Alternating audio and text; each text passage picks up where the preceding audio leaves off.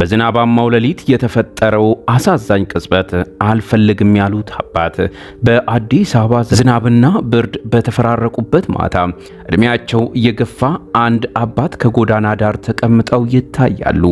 በዚህ ወቅት ቲክቶከር ዩቲናስ ከእናቷ ጋር ጎዳና ለሚኖሩ ወገኖች አዳዲስ ብርድ ልብስ እያደለች ነበር።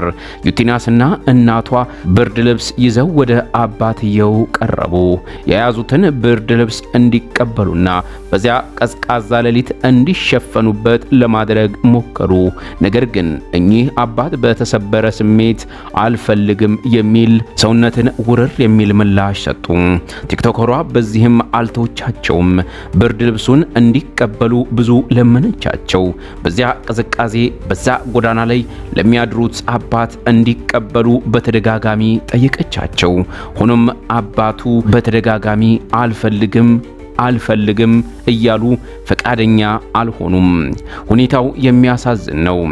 አልፈልግም ማለታቸው ብቻ ሳይሆን እርዳታ በጣም በሚያስፈልጋቸው ሁኔታ ውስጥ ሳሉ የቀረበላቸውን ብርድ ልብስ እንኳን ለመቀበል አለመፈለጋቸው ከጀርባቸው የተደበቀ ትልቅ እንደ ተራራ የገዘፈ የህይወት ታሪክ ሊኖር እንደሚችል ብዙዎች አስተያየታቸውን ሰጥተዋል። ምናልባትም ምን እንዳሳለፉ አናውቅም። ምናልባትም ለምን እርዳታ መቀበል እንደማይፈልጉም አናውቅም የሚል በርከት ያሉ አስተያየቶች በብዛት ተሰጥቷል። የቲክቶከር ዩቲናስ የደግነት ተግባር ለሌሎችም አርአያ እንደሚሆን እየጠቆምን አንዳንዴ የምንሰጣቸው ዕቃዎች ከሚያስፈልጋቸው በላይ ከእኛ ፍቅርን እንደሚፈልጉ መዘንጋት የለብንም። እንደው ለምን ይሁን ይህ አባት ይህን የቀረበላቸውን እጅግ በጣም ወርቃማ የሆነ ድል ያገፉት ወይም ደግሞ አልፈልግም ያሉት? ምክንያቱም እንደዚህ ኩርትም ብሎ ብርድና ዝናብ በተፈራረቀባቸው በእኚህ ሰው ላይ ይህ ብርድ ልብስ እጅግ በጣም ከወርቃማም በላይ ወርቃማ የሆነ እድል ስለመሆኑ ምንም አያጠራጥርም። ምናልባትም ይህን ብርድ ልብስ ተቀብለው ሽፍንፍን ብለው ይሆን? ምናልባትም ከያዛቸው ብርድ ሙሉ ለሙሉ ይወጡ ይሆናል። ይሁን እንጂ በውስጣቸው የታመቀው አንድ እውነታ እኛ የማናውቀው ነገር ግን እነሱ የሚያውቁት ትልቅ እውነታ አለ። በጣም በብሶት ውስጥ ያሉ ይመስላሉ።